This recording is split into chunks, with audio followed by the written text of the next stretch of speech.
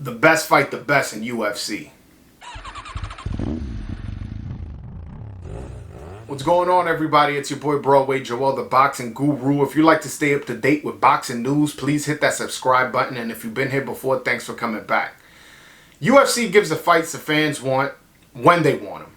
When you sit on your couch and you're watching a fight and the fight is over and you want the winner, let's just say you want McGregor, I would love to see him fight Jose Aldo. I would love to see him fight Khabib.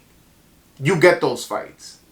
When you had that thought, that was the next fight you got. In boxing, it don't work that way.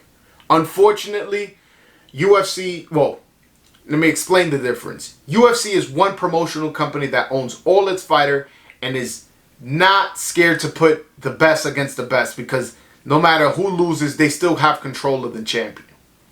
And in boxing, it's multiple promoters.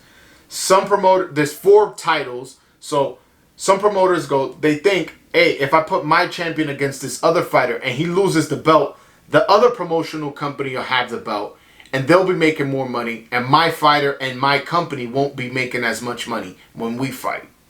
And that's an unfortunate situation how boxing business works. Boxing, a lot of times, we don't get the fights we want when we want them. For example, Pacquiao Mayweather. That's a fight that took like about 5 years to happen. And between those 5 years, Pacquiao took a knockout loss to Marquez, and he took a controversial loss to Timothy Bradley, who, although most people thought he won, it did take a little bit of the steam out of the fight.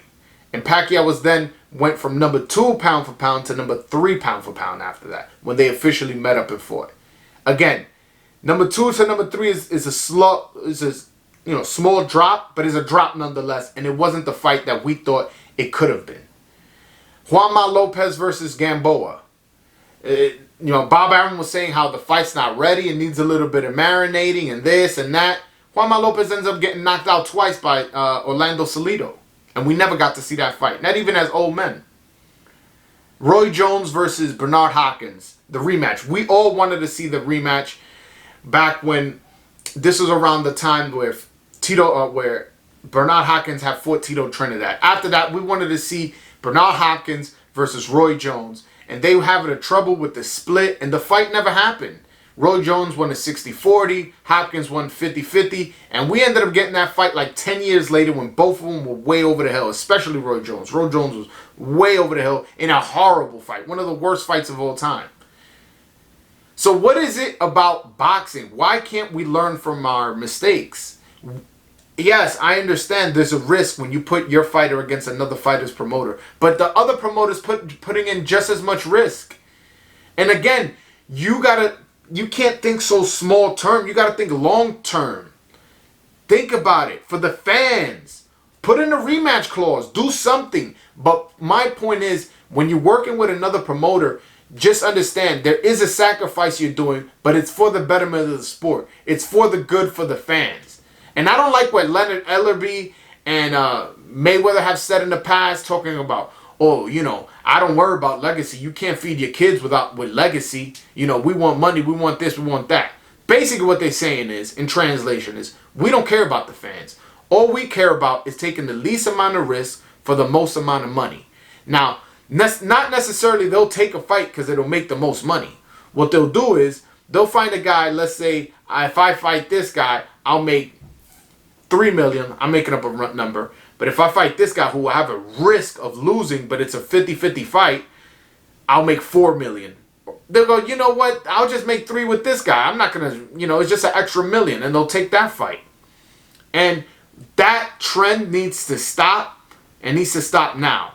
This is coming off the hills. Look at the reaction boxing had when it was announced that Terrence Crawford is going to fight Sean Porter. Look at the injection of life that boxing got. Look at the excitement the boxing community had, both on Twitter, on YouTube, on Instagram. There was an excitement because the best are going to fight the best. These are 2 top 5 welterweights that are about to collide on November 20th. I'm excited for that fight. But it's unfortunate that there's so little times I get excited. Yeah, this year has sucked. This year has very few fights have gotten me excited. Now, I'm going to be excited for the Deontay Wilder-Tyson Fury fight. The Canelo-Caleb Plant, I'm excited because it's an undisputed fight, but I think Canelo's going to blow him out. And this fight, Crawford versus Porter, I'm excited for it because it's a good fight. It's not necessarily a 50-50 fight, I don't think, but it's a close fight nonetheless. And boxing needs to learn from the UFC. Give the fans the fights we want. Especially boxing, we have such a rich history. We can base it, we can refer back to it and see what worked back in the 70s and 80s and 60s and 50s. It was the best fighting the best. It was Duran fighting Hagler. It was Duran fighting Leonard. It was Leonard fighting Hearns. You know, it was the best fighting the best. Ali versus Frazier and Foreman. And even some of the guys that you may not be familiar with, Ernie Shavers and Ken Norton, those are all tough guys that Ali fought. We need the best fighting the best in this sport. And we need to learn from UFC. But alright guys, that's my video. Hopefully you guys enjoyed the video. Make sure you hit that subscribe button if you haven't already. Like the video, helps me out with the algorithm, and follow me on Twitter @_BroadwayJoel. Alright guys, until next time. Peace.